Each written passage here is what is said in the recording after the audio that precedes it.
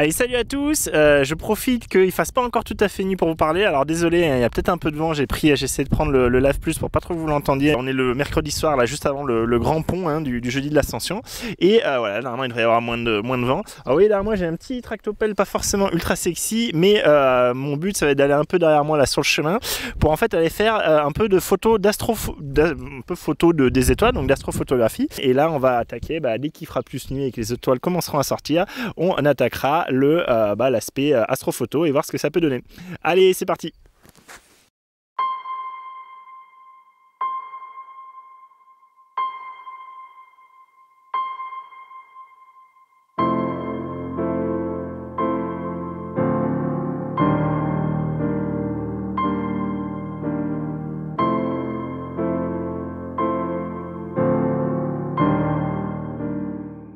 Ok, on se retrouve de nuit, il doit être 1h du matin, je suis dans la grotte Notre-Dame de Vie au-dessus de Villefranche et je voulais vous faire un petit point. Donc là c'est la deuxième nuit où j'utilise vraiment ces appareils, et en particulier le M1 Mark III pour faire de l'astrophoto, et je vous avoue qu'hier j'ai méga galéré, c'était vraiment pas facile. C'est la première fois que je m'en sers vraiment des Olympus pour de l'astro. J'en faisais pas mal avec Sony, j'en ai fait pas mal avec Panasonic, et j'ai été assez surpris par des logiques d'Olympus comme assez souvent. Donc je vais essayer de vous montrer ça. Alors on se retrouve derrière le M1 Mark III et faites pas trop attention au détecteur là que vous voyez, la petite lumière qui clignote, c'est normal, il cherche à détecter, c'est de l'infrarouge je crois, enfin bon on s'en fout du coup, ne tenez pas compte de ça. Et donc je suis derrière le M1 Mark III, là il y a le joystick, d'accord. Comment je fais moi classiquement quand j'étais chez Sony ou même chez Panasonic et les photos d'astro, c'est ce que j'ai voulu faire là avec ce boîtier là. Je me suis dit allez, je commence par faire ce que je sais faire et on verra après les trucs un peu plus particuliers, live composite, machin. Alors quand je veux faire ça, évidemment je me mets en mode manuel, d'accord, c'est le M que j'ai là, d'accord, donc avec la molette de mode de sélection, je me suis mis en manuel. Je sais pas si vous voyez, voilà, là-haut je suis en manuel. Donc du coup je suis mis en manuel. Qu'est-ce qui se passe? Donc en manuel en fait je vais pouvoir évidemment choisir du coup l'ouverture la plus forte possible, la plus grande possible. Après je vais régler mon temps de pause en fonction de ce que je veux, donc ça va plutôt être de la seconde, du 5 secondes, des choses comme ça, d'accord. Il me manque un troisième point, c'est la mise au point. La mise au point, classiquement on peut pas la faire en autofocus parce qu'on n'a pas assez de lumière dans le ciel, le capteur n'arrive pas à voir où faire l'autofocus classiquement, du coup ce qui se passe c'est que normalement je me mets en manuel focus, donc là je tire ma bague, mon clutch que j'ai sur mon 714, donc là vous voyez je suis bien en manuel focus, et là normalement je bouge ma petite bague. J'essaie de faire tout en même temps, c'est pas forcément évident, et voilà. Alors vous voyez que en bas à gauche j'ai en fait il y a une petite ville, des petites maisons, donc du coup ça se voit, mais là vous voyez que j'ai pas du tout d'étoiles qui apparaissent, et surtout moi j'ai été très surpris. Normalement en fait moi typiquement sur Sony ou même chez Panasonic, j'avais en bas vous savez la fameuse barre où il me dit par exemple vers la gauche vers macro et vers la droite vers l'infini, un truc dans le style. Alors ça je l'ai moi sur ma bague physique sur mon fût, d'accord, d'objectif que vous n'allez pas voir parce que typiquement là en plus j'ai une lumière, mais normalement je suis dans le noir complet et du coup évidemment que je vois pas ma bague d'objectif. Donc heureusement j'ai débuté ici sur, je vous l'avais dit, dans le test de ce 714, là je suis à fond buté à gauche et là je suis à fond buté à droite, façon de parler. Donc je me doute qu'ici c'est plutôt l'infini, vu que j'ai mon aide, mon focus picking qui apparaît pour les lumières qu'il arrive à voir, mais vous voyez que ça c'est quand même pas l'infini par rapport aux étoiles, donc il faut jamais aller à fond, le à fond marche jamais, c'est en général on revient un peu après l'infini, et du coup là ce focus picking, autant vous dire que ça me sert pas des masses. Du coup très blasé de pas avoir de barre de mise au point, donc je me suis dit waouh mais c'est pas possible, et du coup je comprenais pas, et j'ai essayé de farfouiller dans les menus etc, et je suis allé chercher comment essayer de moins augmenter ma luminosité, d'avoir un live boost, de faire que en fait d'avoir un boost, c'est-à-dire que je vois mieux ce qui se passe à l'écran. Donc vous voyez là en ayant mis un raccourci, ça marche un peu mieux, mais franchement c'est pas ouf. Et du coup ce que j'ai trouvé, c'est que pour bien voir correctement, pour beaucoup mieux voir correctement ce qui se passait, en fait il faut passer en mode bulb, en mode B. Donc là je tourne et je passe en B, et vous voyez qu'en B automatiquement, qu'on soit en lifetime ou live bulb, on a en fait un pimpage de l'écran, des ISO, je pense qu'il monte à ISO 50 000, un truc comme ça, donc évidemment il y a plein de bruit, c'est dégueulasse, mais au moins on voit notre cadre, au moins on voit ce qu'on veut prendre en photo, et du coup on va pouvoir également beaucoup plus facilement aller venir ici faire la mise au point. Vous voyez là ça y est, je vois des étoiles, alléluia, et je vais pouvoir essayer en focus manuel d'avoir quelque chose de plus correct. Donc vous voyez ça serait plutôt à fond de de ce côté-là et revenir un peu comme ça, voilà. Mais je suis quand même emmerdé de ne pas avoir de barre en dessous. Et heureusement que j'ai trouvé qu'on pouvait avoir ce boost en passant en bulb, d'accord. Donc ça c'est pareil par exemple sur le M1 Mark II ou le M5 Mark III. Quand vous êtes dans les modes, alors qui se trouvent différemment, mais ça je vous montrerai par ailleurs. Quand on est dans les modes pour être en live bulb ou en live time, du coup on a ce boost. Par contre on l'a pas en live comp, ok. Alors, on va voir tout ça ensemble. Hein. Alors là, pour info, évidemment, j'ai une lumière à droite là que vous voyez si je mets mon doigt. Là, ça c'est dégueulasse, hein, évidemment. Normalement, j'aurais pas. C'est que là, je suis en train de faire un live comp justement avec mon autre appareil que vous devez pas voir, qui est caché par là, hein, qui est un peu dans le tas. Et du coup, je fais un live comp. Donc justement, je vais vous expliquer tout ce que c'est. Alors, donc on a vu comment faire en fait pour essayer de réussir à faire sa mise au point manuelle, galérer à faire sa mise au point manuelle sur les étoiles, d'accord. Le truc qu'on va faire tout de suite, hein, c'est regarder. On va repasser en mode manuel. Mais je vais virer ma mise au point manuelle parce que vous savez, ce boîtier a la possibilité de faire l'autofocus directement lui-même sur les étoiles. Alors pour ça, il faut aller dans, par exemple, la sélection. Putain, ça m'énerve de toucher sans faire exprès. Il faut aller dans la sélection, hop, ici des focus. Donc vous voyez en bas là, ici en bas, vous avez le standard AF, d'accord. Et moi je vais aller tout de l'autre côté. Et là c'est ce qu'on a, le Starry Sky AF, d'accord. Donc Starry Sky AF, c'est vraiment la fonction pour faire la mise au point automatique sur les étoiles. Alors là c'est une méga blague.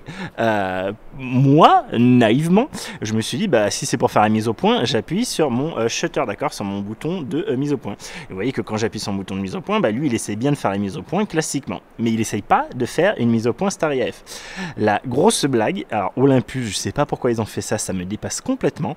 Je pense que c'est pour une histoire de ceux qui sont habitués au back button. Enfin bon, eux en fait ce qu'ils ont fait, c'était que pour faire cette mise au point, et donc ça j'ai dû aller chercher sur internet, hein, pour vous dire, j'en avais pas la moindre idée, j'ai pas lu le manuel, hein, mais maintenant je lis plus les manuels parce que normalement ça doit être assez instinctif les choses. Si c'est pas instinctif quand on a un certain niveau en photo, c'est que c'est mal branlé. Donc là typiquement pour moi c'est très mal branlé, j'aurais mis qu'on ait cette mise au point qui se fasse quand on appuie évidemment sur le déclencheur.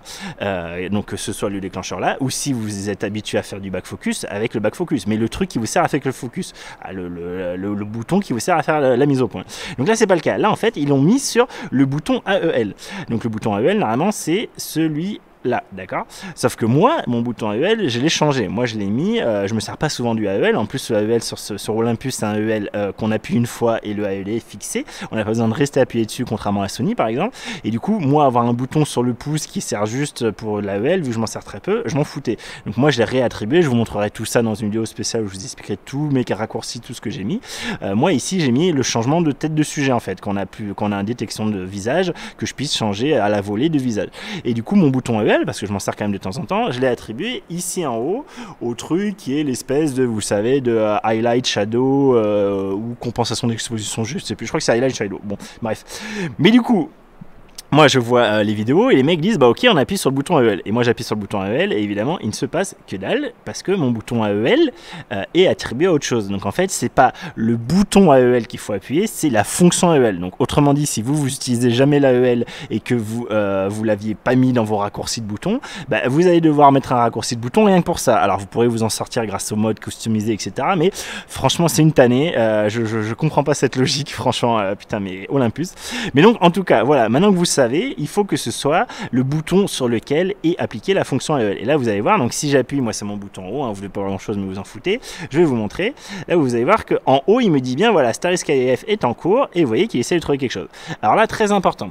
En fait, ce Starry Sky AF, on va avoir possibilité de lui donner la zone qu'on veut. Et donc là, vous avez évidemment intérêt à donner la zone du ciel. Là, typiquement, moi j'ai une lampe dans le champ, je veux surtout pas qu'ils prennent ça pour une étoile. Et vous avez plutôt intérêt à essayer de trouver la zone où vous avez une étoile la plus lumineuse possible. Je vous le dis, ça marche clairement beaucoup mieux sur les étoiles plus lumineuses, hein, ce qui paraît logique.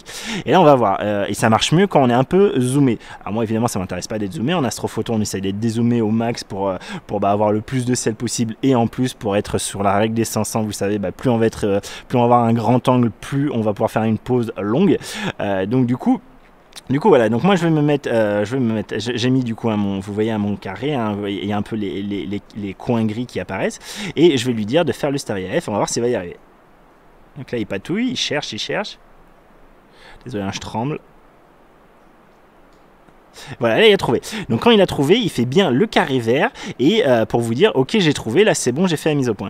En fait, s'il n'y arrive pas, il y aura juste ce point vert que vous avez vu. Alors on va essayer justement de le créer, ça, je sais pas si je vais y arriver. Hein. C'est assez... franchement ça marche bien. Je trouve que vraiment ça marche très bien dans l'ensemble. Mais des fois ça arrive qu'il n'y arrive pas. On va voir si là il n'y arrive pas. Bon là il arrive encore. En fait quand il n'y arrive pas, vous aurez que le point vert là-haut. Et en fait on ne sait pas trop s'il a réussi. Et moi je veux qu'il ait le carré pour être sûr qu'il a réussi. Donc on va refaire là parce que je préfère qu'il soit vraiment sur la zone où il n'y a que du ciel et où je sais qu'il y a une étoile la plus lumineuse possible. Je suis désolé, je m'appuie sur mon genou. Hop. On va voir, peut-être qu'il va pas y arriver ce coup-ci. Vous voyez, là il galère pas mal. Là il a pas réussi, vous voyez, c'est ce que je vous disais. Là pour moi, il a pas réussi, même si c'est un point vert, mais moi je préfère être sûr d'avoir le carré. Donc je retente en bougeant un peu mon carré. Alors des fois il est un peu pénible. Là vous voyez, typiquement je pense qu'il va être un peu pénible. Là typiquement je suis pas sûr qu'il est fait, donc je vais essayer de me mettre plus au centre, la refaire, donc c'est bien comme ça vous voyez. Hein. Vous voyez comme des fois il peut galérer, faut dire que là donc, je suis à 7 mm, donc équivalent 14, donc vraiment les choses sont loin, c'est pas évident du tout, ok. Ouais, là j'ai pas l'impression qu'il est fait. Hein. On va faire là-haut, j'espère qu'il va pas la faire sur le plafond de la grotte. Et il n'y arrive plus, c'est marrant, il y arrivait juste avant. Vous voyez, là pour moi, il n'arrive pas. Donc, ce que je vais faire, c'est que je vais zoomer un tout petit peu. Zoomer un tout petit peu pour essayer de l'aider. Pour essayer de faire que l'étoile soit plus grosse et que donc ce soit plus facile pour lui de la voir. Donc c'est bien parce que j'étais étonné que ça marche aussi bien du premier coup. Voilà, là il a réussi. Donc là je sais qu'il a réussi, là je suis sûr qu'il a réussi. Donc voilà, vous avez vu, il faut un peu feinter par moment, sachant que très clairement hein, mon ciel n'est pas ultra étoilé. J'ai pas mal de pollution lumineuse, hein, je suis pas du tout dans un spot malheureusement très caché la pollution lumineuse. Donc voilà, mais c'était pour vous dire tout ça. Vous avez vu que moi ça prend pas mal de temps et en fait on a une fonction, on a un réglage dans ce mode. C'est dans le menu petite roue, menu A4. Hein, je regarde avec les yeux sinon je vois rien. Et ici vous voyez qu'on a réglage Starry Sky AF. Quand on va dedans ici vous voyez on a deux possibilités. On a soit la précision, ce que moi j'ai mis, je préfère être sûr qu'il est bien fait la mise au point et que du coup typiquement si je lance un timelapse qui va durer 1 heure, j'ai pas toutes mes photos niquées. Et sinon le plus rapide où du coup c'est prioritaire par rapport à on a une vitesse qui est prioritaire par rapport à la F. Moi je préfère que ce soit la précision. En général quand on fait de l'astro hein, on a du temps devant soi, donc je préfère que ce soit plus sûr de soi. Alors très honnêtement j'ai vraiment fait, du coup je l'ai bien poncé là ce truc là, et pour vous dire je préfère utiliser ça que moi faire le MF. Je suis de ce que j'ai vu, alors sur mon petit écran je les ai pas encore sortis sur ordi, mais de ce que j'ai vu je suis plus sûr du je suis plus convaincu de la bonne réussite avec le Starry Sky AF, d'accord. Donc pour vous dire voilà, je trouve que vraiment ça fonctionne très bien et je suis très impressionné. Donc voilà, on a vu comment faire la mise au point, ce fameux Starry Sky AF, et on va voir maintenant un peu les fonctions qui existaient déjà avant hein, mais qui m'ont été nouvelles pour moi, et tant que je suis là et tant que je suis sur le terrain, c'est l'occasion de vous les montrer. Le truc hein, c'est vraiment que sur cette EM1 Mark III, contrairement à l'EM1 Mark II et à l'EM5 Mark III, on a vraiment, je vous l'ai dit, hein, ce mode bulb sur la molette, ce B, qui nous permet d'aller directement en fait sur ce qu'on veut, alors que sur le M1 Mark II et le Mark III, en fait il faut aller complètement à gauche quand on tourne notre, ou dans l'autre sens quand on tourne notre molette, pour aller au-dessus des 60 secondes d'exposition, et du coup après on passe en bulb, live bulb, lifetime, puis live composite, d'accord. Donc du coup là ici c'est pas le cas, pour aller voir ces modes là il faut passer dans le mode, il faut passer sur la molette de sélection des modes en B. Ce que je vais faire en fait, je vais un peu décaler ma scène hein, pour essayer de couper ça et que vous n'ayez pas ça et que ce soit plus clair. Je vais peut-être même le mettre vertical, hein, ça sera peut-être plus intéressant. On va voir ça verticalement je pense. Vous voyez j'ai coupé ma scène hein, de façon à pas avoir la lumière à droite, d'accord, ça sera plus clair ce que je vais vous expliquer. Bon les trucs sont du coup verticaux mais franchement vous en foutez un peu, hein, c'est pas très intéressant. Juste on va refaire, on va être sûr qu'on a bien, on n'a pas un souci au niveau de notre mise au point. Donc vous voyez je rebouge mon carré, mon rectangle pour être vraiment dans les étoiles. Voilà, donc je reste appuyé, il faut bien rester appuyé hein, d'accord. Là ici mon doigt il est vraiment sur mon bouton AEL hein, sur mon bouton de fonction AEL pour le faire travailler.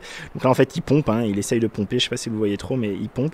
Là il n'a pas trouvé, donc on va essayer encore de le bouger. On va essayer d'aller chercher là. Alors, on va peut-être réduire un peu ici la taille pour essayer de choper les étoiles qu'il y a en haut à gauche qui sont les plus lumineuses. Parce que moi je vois à l'œil nu. Alors évidemment la lumière sur les parois ça va être pas du tout, hein, mais je vous dis, voilà, là c'est bon. Là du coup je suis sûr, je peux vous expliquer tout le reste. Alors, la mise au point est faite. Maintenant on est en mode bulb, live bulb. Alors live bulb c'est en fait un mode bulb, c'est-à-dire que tant que vous restez le doigt appuyé sur le shutter, et ben vous avez votre temps de pause qui se maintient, d'accord. Donc si du coup vous voulez rester appuyé votre doigt 2 heures dessus, bah, vous pouvez faire une pause de 2 heures. Bon, c'est pas trop mon kiff, évidemment vous pouvez utiliser une télécommande, mais en fait bon moi ça j'aime pas trop. Alors pourquoi ils appellent ça live bulb? C'est parce que du coup, quand vous appuyez, en fait, vous voyez petit à petit votre image en fonction du temps qui est en train de défiler, hein, du coup en haut à droite. Hein, vous voyez du coup, bah, vous voyez votre composition se faire au fur et à mesure. Donc ça c'est bien cool parce que vous vous rendez compte et vous pouvez savoir à quel moment vous voulez arrêter. Alors là évidemment c'est surcramé à cause des lumières que j'ai mises pour la grotte, mais du coup voilà ça vous donne une idée. Donc je vais arrêter, je relâche mon doigt. À partir du moment où je relâche mon doigt du shutter, là du coup il fait son traitement, c'est le même temps que le temps de pause pour essayer de dénoiser tout ce qui est ISO et compagnie. Donc là il va enlever le bruit, il va essayer d'enlever le bruit. Donc là il patouille et en même temps il enregistre la photo. Quand il aura fini on ira voir ce que ça donne. Bon, même si ça va pas être passionnant, vous avez déjà vu grosso modo ce que ça donnait. Ok, donc on va aller, hop, je suis un peu perdu ici, voir ce que ça donne. Donc évidemment c'est surcramé, c'est pas très intéressant. Du coup ça c'est le live bulb. Moi pourquoi j'aime pas trop ça? Parce que bah, évidemment le fait de venir appuyer avec votre index et après de relâcher, bah, déjà en restant appuyé vous risquez de faire des micro tremblements et surtout en relâchant vous allez aussi certainement faire des micro tremblements. Moi j'aurais vu un truc du coup avec un timer en fait, mais là on peut pas utiliser le timer dans ces modes là. Hop. Vous voyez ici, j'ai pas possibilité d'aller chercher, là j'appuie sur mes flèches, j'ai pas possibilité d'aller chercher autre chose que le single, d'accord. Je peux pas aller mettre un retardateur. Donc ça, je trouve ça un peu dommage, en particulier pour ce que je vais vous montrer maintenant, parce que ici, cette fois, donc dans le lifetime, je suis bien passé dans le lifetime, je vois rien à travers mon truc, ouais je suis dans lifetime. Dans lifetime, en fait, cette fois, on va appuyer une première fois, et là, en fait, il va composer, il va faire ces temps de pause qui vont dérouler, vous voyez le temps qui déroule, et vous allez avoir de la même façon l'image qui se compose, c'est exactement pareil, sauf que cette fois vous n'avez pas le doigt dessus et c'est en réarrêtant hop que du coup en réappuyant que vous arrêtez, d'accord. Et on va voir la dernière chose, c'est le live comp. Ok, alors on va juste revoir le live time, ce que ça faisait. Donc le live time, encore une fois, vous voyez, hein, j'avais pas trop d'étoiles là, avec tous mes murs cramés parce que bah, justement j'avais mes murs. Le fait de faire emmagasiner la lumière, évidemment, la chose la plus lumineuse, au fur et à mesure, va prendre le dessus sur tout le reste. Le live comp va s'affranchir de ça. Le live comp, en fait, on va avoir possibilité, donc on a un réglage, hein, on va avoir un réglage au niveau du temps de pause. Est-ce qu'on a un temps de pause de 2, 3, etc. Je vais rester à 3,2 par exemple. Et en fait, ce qu'il va faire, c'est qu'il va faire une première image de la scène qu'il a actuellement pour voir ce qu'il a. Donc c'est ce qu'il vous dit là. Il vous dit appuyez une fois sur le bouton de l'obturateur pour préparer la prise de vue composite. Donc là, pareil, j'aurais préféré qu'il y ait un retardateur, c'est pas possible. Bon, tant pis. J'appuie une fois, là il va faire le temps qu'on lui a dit, donc 2,5 secondes, 3,2 secondes, etc., etc. Et voilà, là il est prêt et en fait il peut vous laisser attendre tranquillement qu'il y ait un truc qui se passe. Typiquement une voiture qui passe, un manège qui bouge, des choses comme ça. Parce que là en fait lui, il a pris, si vous voulez, l'image qu'il a prise c'est son image de base, c'est sa luminosité de base. Et lui maintenant il va juste chercher à voir les choses qui bougent, les choses lumineuses qui bougent par rapport à cette image de base. Mais du coup on va appuyer et vous allez voir donc l'image de base qui va arriver au bout du premier temps, voilà l'image de base. Et maintenant il va rajouter, donc vous voyez l'histogramme aussi qui apparaît, donc là pour dire que bah il y a pas mal de trucs blancs malheureusement dans ma photo. Et là en fait petit à petit, donc toutes les 5 secondes, il va rajouter tout ce qu'il voit de lumineux qui bouge, d'accord. Donc les étoiles petit à petit. S'il y avait une voiture, bon là malheureusement il commence à être 1h, 1h30 du matin, donc je pense pas qu'on ait de voiture, mais s'il y avait une voiture, vous verriez apparaître sur l'écran du coup des traces de la voiture qui petit à petit viennent s'ajouter au fur et à mesure que la voiture avance. Donc ça c'est vraiment un truc hyper puissant. Ça vous permet d'avoir une scène de base et ensuite faire que tout ce qui bouge de lumineux dans la scène de base bah, va être pris, va être rajouté à cette scène de base. Et donc ça bah, c'est ce qui permet de faire les fameux trails d'étoiles.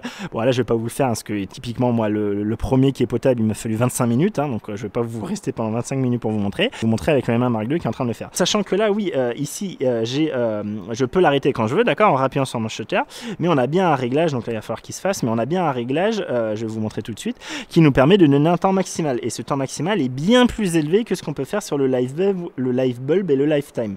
Donc là, si je vais dans les réglages, vous voyez qu'ici en haut, j'avais ça, c'était quelque chose que j'ai également sur le M5 Mark III et le M1 Mark II. Je vais virer les infos. Et vous voyez qu'ici, on a le Time Live Composite. Donc là, encore une fois, hein, je vais vous remettre les infos. En fait, c'est le temps maximum, d'accord? C'est le timer maximum. Et donc lui, vous voyez que contrairement à l'autre, on peut aller au maximum à quand même 6 heures. Donc 6 heures, il faut déjà en vouloir, hein, c'est si vraiment vous voulez des grosses traînées.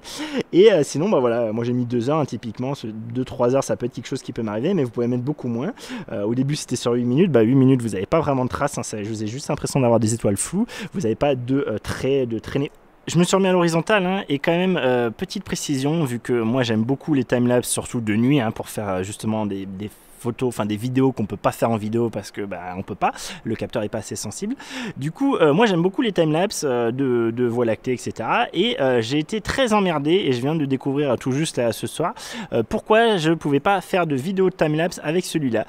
Donc du coup, j'ai tout fait à le M1 Mark II, donc à 4K 5 fps. Alors j'aurais préféré faire évidemment de la 4K 15 fps ou 30 fps. Donc ici, hein, vous savez, hein, il faut aller, faut faire flèche de droite, on, flèche de droite, et là on va pouvoir rentrer les paramètres. Et vous voyez qu'ici, donc en mettant, moi en fait c'est quelque chose que je suis habitué sur Panasonic, c'est ce que je faisais par exemple, je mettais le maximum de photos possible, hein, et en avant Guingamp, et après moi je l'arrêtais quand je devais l'arrêter, comme ça je savais qu'il tournait le temps que j'avais envie qu'il tourne, et quand une fois que moi j'en avais marre, je me cassais, et puis voilà. Du coup, moi j'aurais bien voulu mettre 9999 photos, sauf que vous voyez que ici, je ne peux pas du coup créer de vidéo. Alors je sais pas, à un moment je me suis dit que c'était parce que peut-être qu'il n'avait pas assez de place dans la mémoire, etc. Mais en fait je pense que c'est juste un bug de la part de Panasonic, de Olympus.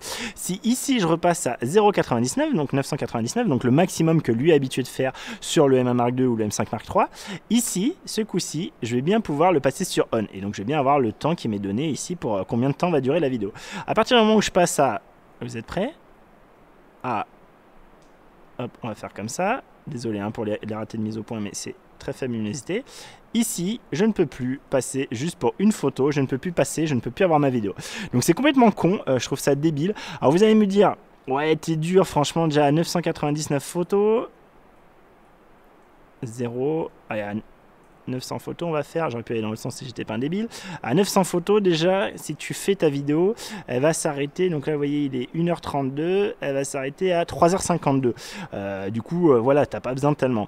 Peut-être, mais je trouve pas ça logique. Je trouve pas ça logique que le fait de mettre plus de photos ici fasse qu'on puisse pas mettre, on puisse pas faire la vidéo. C'est quelque chose que j'avais, je crois, dans la vidéo que j'avais faite sur justement les timelapses, sur la comparaison des timelapses, je vous avais dit mais je comprends pas pourquoi je peux pas le mettre ici. Et en fait c'était à cause de ça, c'est que je suis limité, je peux pas aller à plus haut que 999. Je trouve ça complètement con, voilà, c'est un des trucs aberrants d'Olympus. Là je pense vraiment que c'est un bug qu'ils n'ont pas pris en compte parce qu'ils n'étaient pas habitués à aller plus haut que ça, et je pense que ça va être corrigé, mais voilà, c'est ce genre de petits trucs qui moi me rend un peu dingue. Bon, je voulais quand même conclure hein, cette vidéo, je pense qu'il a dû être longue encore, hein, mais pour vous montrer un peu où je suis et un peu ce que j'ai utilisé là.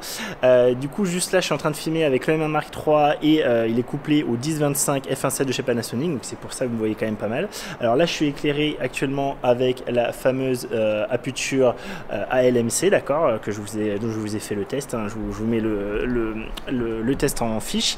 Derrière moi, j'ai la petite aputure qui du coup essaye d'éclairer le plafond pour que vous distinguiez un peu la taille de la grotte, d'accord. Donc voilà, donc c'est ces deux lampes en fait qui m'ont permis d'éclairer pour faire en particulier le live composite que j'ai pu vous montrer. Et juste donc voilà, je vais essayer de vous montrer. Donc là j'ai une torche en plus, hein. J'ai pris pas mal de torches que j'ai à la redescente. Là j'ai une heure de redescente devant moi. Donc vous voyez au-dessus, alors je sais pas si voilà. Vous voyez ce que ça peut donner, donc c'est quand même une grande grotte, hein. Pour ceux qui sont allés à Malte et qui ont fait la grotte de la fameuse grotte, alors je ne me rappelle plus son nom officiel, mais la grotte où Daenerys s'est mariée hein, dans Game of Thrones, bah c'est niveau ouverture, c'est à peu près la même taille, hein, et par contre elle est même plus profonde. Alors je vous montre ça, du coup vous allez même m'entendre, hein, si je suis côté, c'est pas très grave. Je vais juste vous montrer, voilà, donc c'est avec la torche pas folle, hein, une torche de plongée, mais ça vous donne une idée un peu de la taille du bordel. Et donc je vous invite, hein, si vous passez dans les Pyrénées-Orientales, à venir visiter cette grotte. Il y a pas mal d'infiltration d'eau et voilà. Donc là il y a un petit, j'avais pas vu un petit truc plus ou moins satanique, je présume. Alors c'est juste une étoile, peut-être juste une étoile. Bon, toujours est-il que c'est vraiment un endroit très sympa. Alors la vue de jour doit être super. Moi j'ai jamais fait de jour. j'ai eu la vue en montant un peu, mais pas ici, c'était déjà trop tard. Mais je pense que c'est aussi magnifique de jour. Par contre, montée assez raide à prévoir. Et donc voilà, donc là la petite aputure et ici l'entrée. Et donc je vais conclure. Alors si je dois conclure sur les capacités astro des appareils photo Olympus et en particulier de M1 Mark III, c'est toujours un peu pareil en fait. Je suis souvent très impressionné par ce que propose Olympus et je suis également très impressionné par la façon merdique dans laquelle ça a été implémenté. Donc typiquement la mise au point, donc là on parle vraiment de le M1 Mark III, donc sa particularité par rapport à le M1 Mark II et à le M5 Mark III, c'est de permettre de faire une mise au point automatique sur les étoiles. Et de ce que j'ai vu, alors ça vous aurez vu hein, les photos avant si c'était raté ou pas, mais de ce que je vois sur l'écran, ça marche très bien. Et vu que l'aide de mise au point, la façon de faire de mise au point d'Olympus est assez bizarre en manual focus, j'aime pas trop, j'ai trouvé que j'avais des meilleurs résultats avec la mise au point automatique qui, vous voyez, met un peu de temps, mais une fois que c'est fait et ça marche très bien. C'est très impressionnant, encore une fois, bravo Olympus. Donc ça vraiment très bien. Je vous dis ça sur l'aspect mise au point manuel que je trouve assez nul, mais je vais quand même être tout à fait honnête et mes dernières sorties que j'avais fait l'an dernier avec le Panasonic G9, j'avais été énormément déçu par mes résultats, j'avais énormément de gâchis avec une mise au point manuelle qui était ratée, qui était pas bonne sur les étoiles, donc c'était un vrai problème. Il y avait la petite barre comme je vous disais en bas qui disait entre l'infini et macro et je me mettais bien, j'avais l'impression que le focus picking était bon et au final c'était de la merde. Donc au final, je préfère ce que propose Olympus, clairement. Quoi vous dire de plus? Au niveau de ce que propose en général Olympus, le live bulb, le lifetime, l'idée c'est de voir en live comment ça se compose et ça peut justement être une très bonne chose pour vous après en manuel avoir une idée sur le temps qu'il va vous falloir pour avoir une pause longue, pour bien voir vos étoiles. Donc moi je prends plus comme ça et ça c'est vrai que ça marche très bien. Vous faites votre petite composition, en plus vous avez vu en passant en mode bulb ou du coup en allant sur le live time ou le live bulb sur les autres, vous avez du coup le pimp des ISO et du coup vous voyez très bien ce qui se passe et ça c'est bien mieux que ce que j'avais sur Panasonic par exemple. Enfin c'est pas mal mieux que ce que j'avais sur Panasonic et je crois pas que Sony, je crois pas que je l'avais, je crois pas que j'en savais en tout cas. Du coup voilà, ça marche très bien, ça permet vraiment d'avoir du coup le temps qu'on veut et après on peut repasser en manuel pour faire ces trucs habituels avec un petit retardateur, le temps de pause qui va bien, il arrête et vous êtes sûr de ne pas avoir touché le boîtier, qu'il n'y a pas eu de tremblement, etc.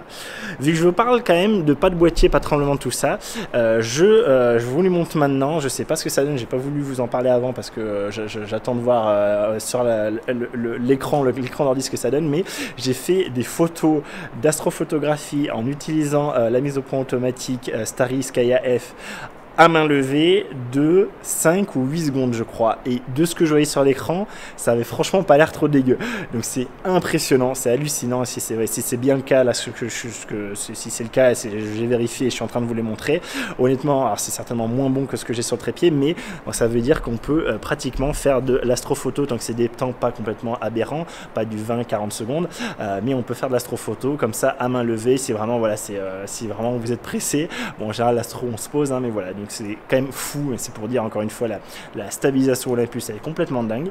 Et le dernier truc c'est le Live Composite. Le Live Composite donc qui est commun à l'EM5 Mark III, le M1 Mark II et cette M1 Mark III. Moi c'est la première fois que je vois ça, c'est la première fois que j'utilise. Je sais que les astrophotographes aiment beaucoup Olympus pour ce truc.